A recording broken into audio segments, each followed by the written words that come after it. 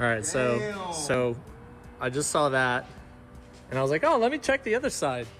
Holy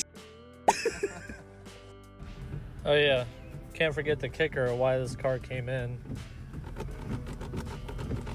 You can't shut the wipers off. Customer states the car doesn't want to move and has been making some weird metallic noises.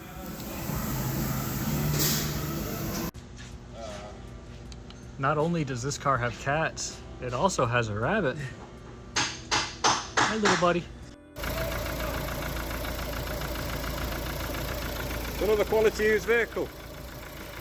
You know the car's gross when it's literally got fungus on the carpet.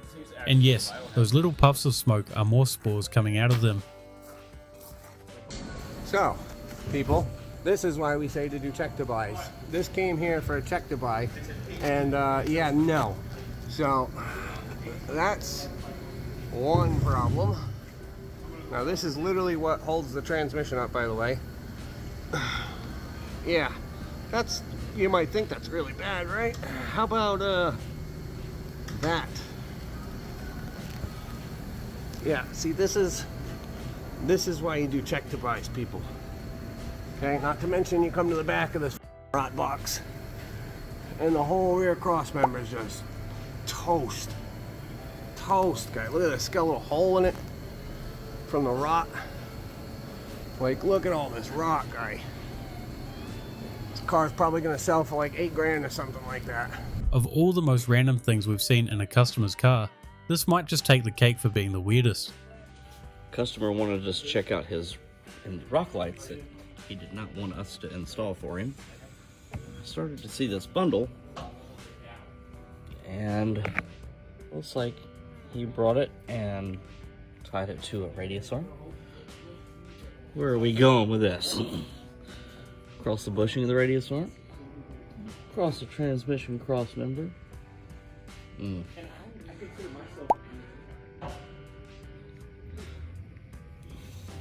Wants us to die while they will not come on.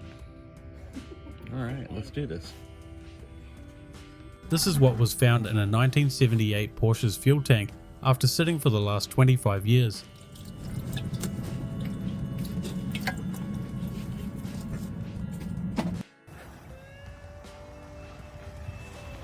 The whole axle. The whole thing. So here's one you don't hear every day. Mitsubishi Outlander with a suspension noise. Customer says it sounds like a clown. Now see if you can hear this.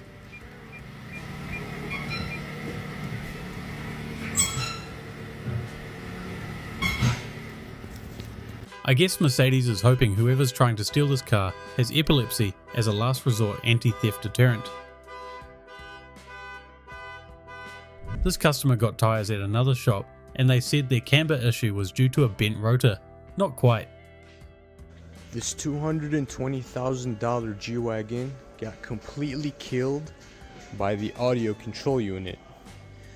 So it got dropped off on my bay, it won't start, won't shift, dash is freaking out. I scan it and most of the fault codes relate to the powertrain CAN bus communication. So I go to the powertrain CAN bus and I unplug one by the other. I found this one to have weird voltages, so I unplug it and the car starts and runs just fine, no issues at all. Boom.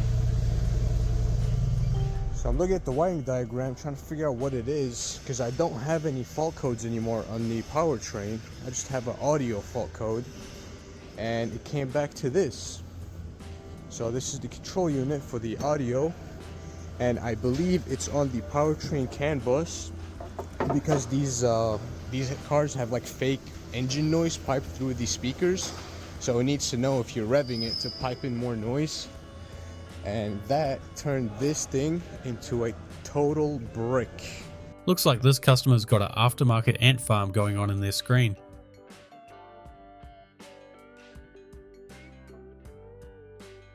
Well, we see on this side, got a nice little arch gap there. Yep, lovely, brilliant. And on this side, we have a very low Mini. This is not going to put a spring in my step, I guarantee it. Oh, we see some grindy boys on that wheel. So we already know what's happened here. The coil spring has indeed snapped and positioned itself right on the spring. There's the snappy boy right there. Bad times. Hold on, let me just get in here.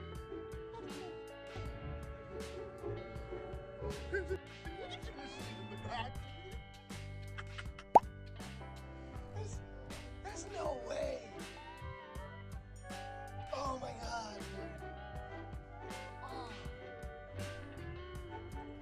Customer states they only hear noise when the car is moving.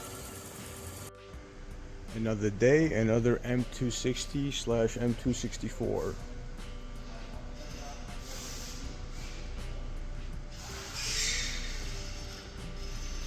Just pouring. This is the worst one I've seen yet.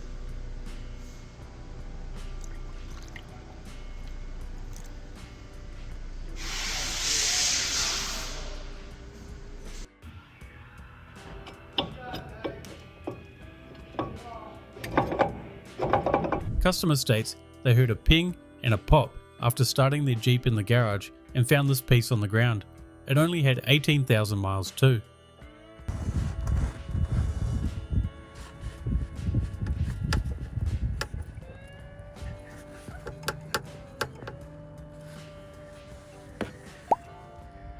Wonder how long I can drive on it like that.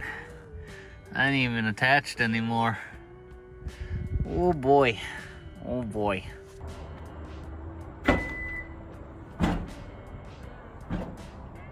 This customer was 15,000 miles overdue for an oil change and continued driving after the oil light came on, which as you can see only lasted a few days before the engine finally gave up.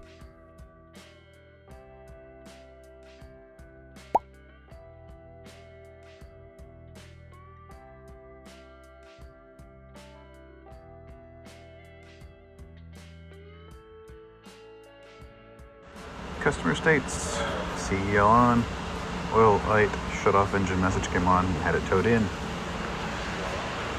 sounds absolutely terrible, sounds like it has no oil pressure. And it's because the oil pump is broken. That, you shouldn't see that like that. There should be a piece connected to it. There we go. Right there.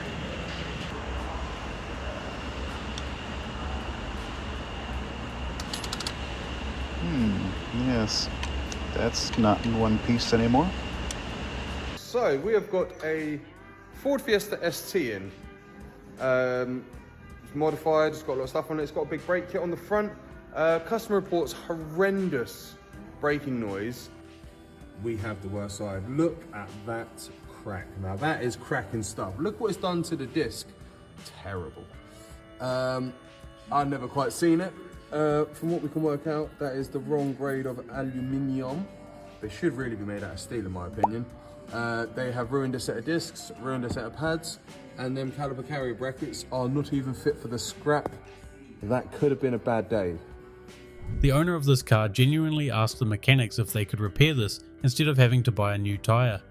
Customer has a new CV axle, and he attempted to do it himself. So attempted. So let me show you.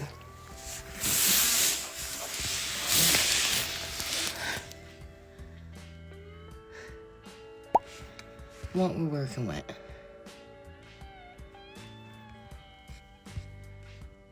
He cut it there halfway through, he cut it there halfway through, he can't get it out of here.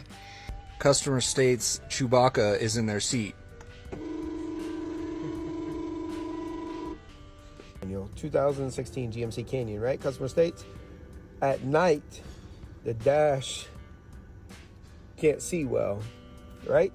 Well, you know, a little automotive training, basic how-tos, read your owner's manual.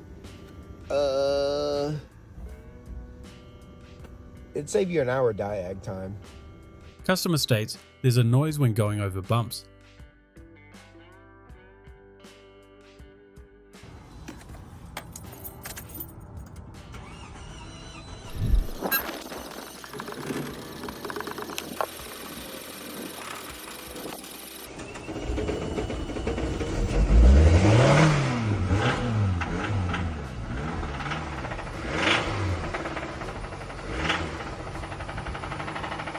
Customer states they were just driving home and this happened. Usually we'd just assume they hit a curb and didn't want to admit to it, but considering there's no wheel or tyre damage, this might actually be damage that wasn't previously repaired properly or a casting defect. There's the pinion. She's gone.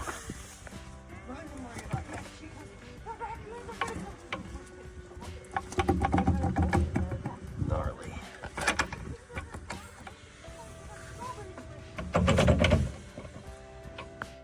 Right, just a wee video to show the destruction. So I think there was supposed to be a bearing in there. That's the one that shredded itself. You can see the sort of pinion gear there. Well, let's focus in. You see there, the bearings have actually melted and fused onto the shaft. This has been run dry, 100%. You can see even there, the amount of debris that's built up. This gear should is mounted on a bearing in the back. It should turn free, absolutely nothing. You've got the shaft that gets driven off the front differential. That's locked up, absolutely nothing. The gear teeth. Thanks for watching another episode of Mechanical Nightmare. I hope you enjoyed. Remember to like and subscribe, and if you have your own clip you can send it to us using the link in the description. Thanks for watching, I'll see you guys in the next episode.